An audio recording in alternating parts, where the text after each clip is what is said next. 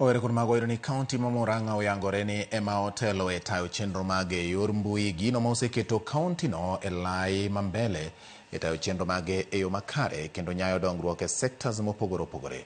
Ma oyangi gi report mogol gi kuku marango lek mar piny Kenya kata Vision 2030 akana mong'ere kaka Vision 2030 ma bende oyango ni kaunti ma Kisumu ema otelo tayo chenro mage e yor mbui e gwenge ma Kaluo. Lydia Okeyo nigi mathoth.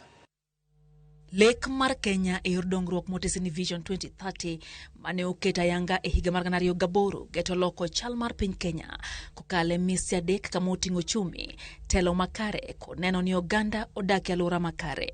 Achiel kuom yore ma ibiro chopogo lek gi kare en tayo chenro mag sirikal e yor mbui.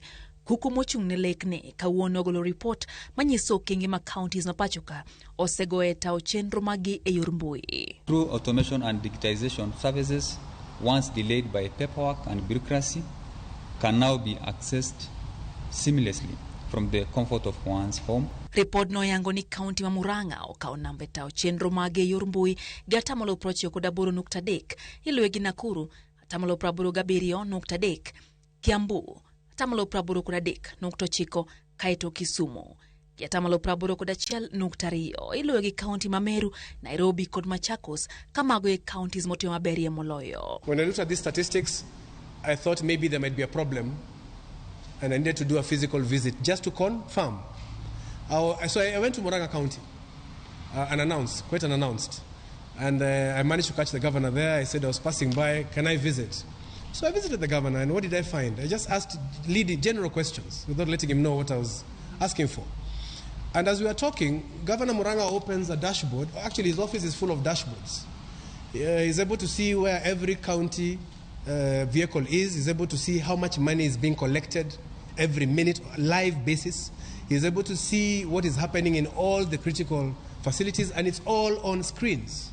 So when you're making a decision as a governor, the data is all in front of you, and it's not you're not guessing, you're not hoping, and you're making no assumptions. This is purely data driven. All the answers to all the problems we have in this country are here in this country. We don't need to go outside to get solutions.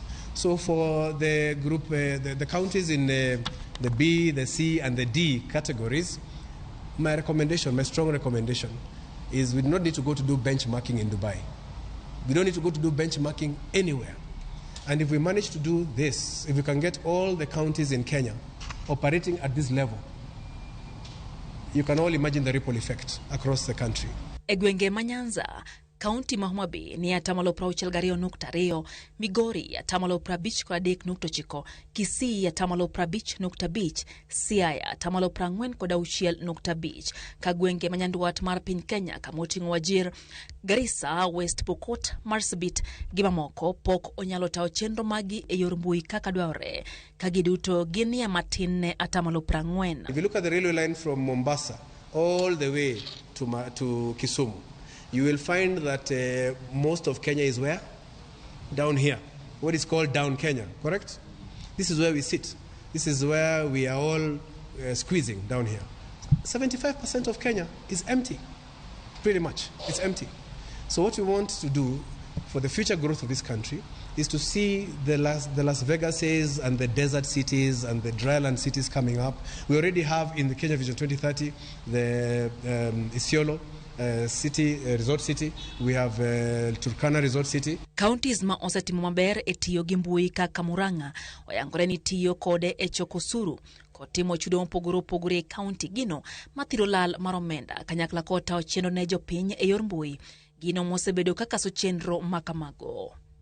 Counties go bende osetiyo maber e loso thuolo mag tijene rawere kokale tayo chenro mag thieth kod pur mitimo yor mbui e kin mamoko. I have two bosses in the room. En kwa ne counties magwapo korwako chenro mag tiyo kod mbui ne mondo mi girwak chenro makama kalore ni mae ni yo mabro neno ni chenro mi ichiwo ne oganda otimore e yo makare mabire kinde ma chenro maloma 2022 mag sirikal sani oseketi e mbui.